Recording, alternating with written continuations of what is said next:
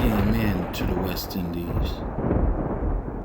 These Amerindian Negroes mix that you see today that are independent countries.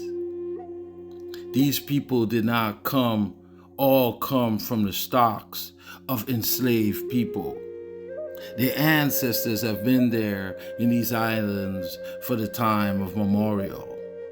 These were the descendants of the actual Olmecs, Mayans, Moors, Negmawan.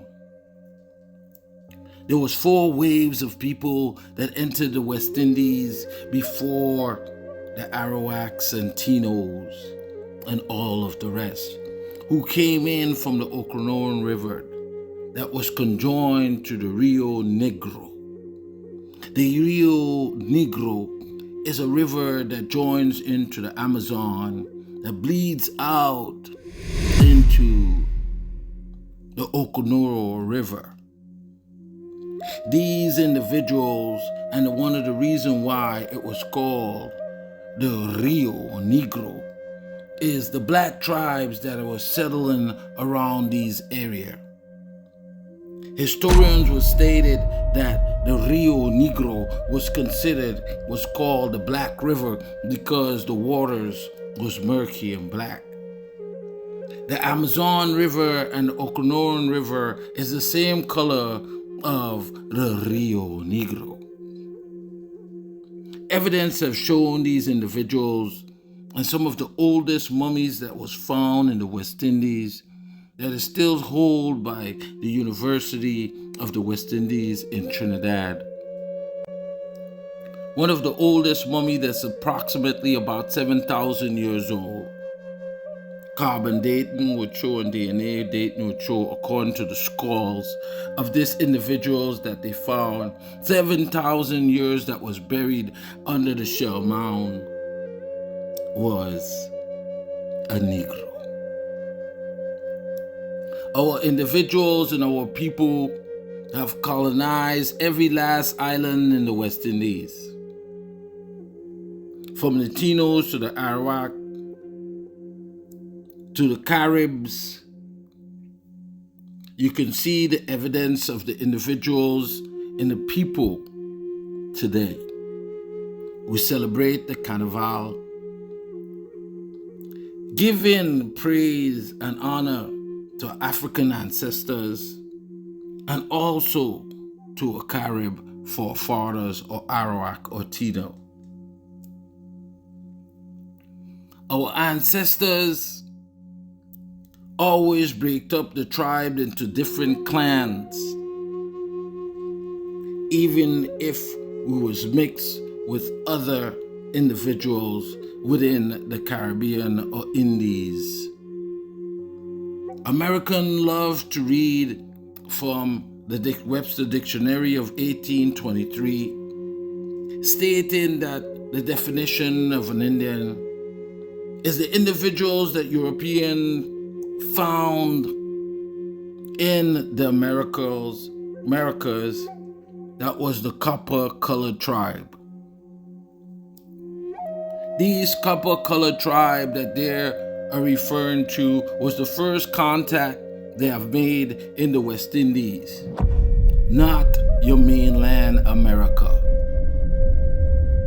These copper-colored tribe was a mixture of Negroid and Amerindians because one, the land was spread apart from being Pangea. There was individuals that were still on there. These Amerindian Negroid admixture was descended from the Olmecs that you can find in Levanta, Mexico. These Amerindian Negroid mix was the same ones that they found in the Mayans. And you could look in the Mayan temples today and seeing the description of the individuals. The individuals you find on the coast of South America, like Honduras, Belize, Costa Rica, Panama, all of these individuals that you find that they considered as Afro-Americans, these individuals are actually the descendants of an ancient people that the European had driven out after the First and Second Carib War. That has been reclassified as the Maroon Wars in different islands. One of the reasons why they have reclassified them as Maroons, as escaped slaves, is because of after the first agreement that they signed with the Caribs after the Second Carib War, they seen that they had a major problem because the last two islands to be colonized on St. Vincent and Dominica was the last stronghold of the Caribs. So again, my point that I'm trying to make tonight is the people of the West Indies is an admixture of Amerindians and Negroids, but not your enslaved individuals. Not taking away that slavery didn't happen in the West Indies, but it didn't happen in the way that they stated. It more economic sense that a place that you're conquering is the people that you would take into servitude and to slavery to work the fields and to build the nation. It didn't make any economic sense, neither political sense or financial sense, to leave the Caribbean and go to Africa to pick up individuals to work the fields. The reason that only happened with the transatlantic slave is the rebellion of the Negma War, the Maroons and the Caribs, the individuals that put up a fight against the European.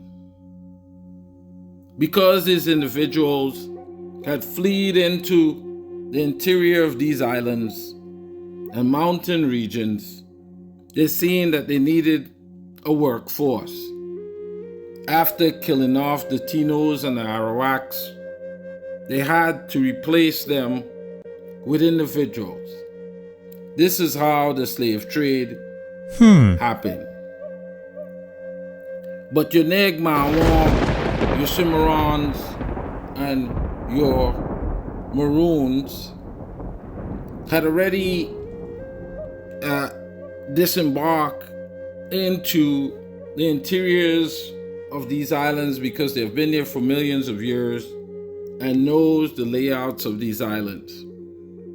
Some historians would state that they had camps. These people did not have camps if they can survive for 40 years. These individuals was clans that was a part of the great Carib Empire, Kalingo Empire, Tino Empire. It was already mixed in to the Amerindians and trade. This is one of the reasons why when Christopher Columbus landed on Hispaniola and he traded with the Amerindians and they present him with spears and they stated that it came from dark men that came from out of the east.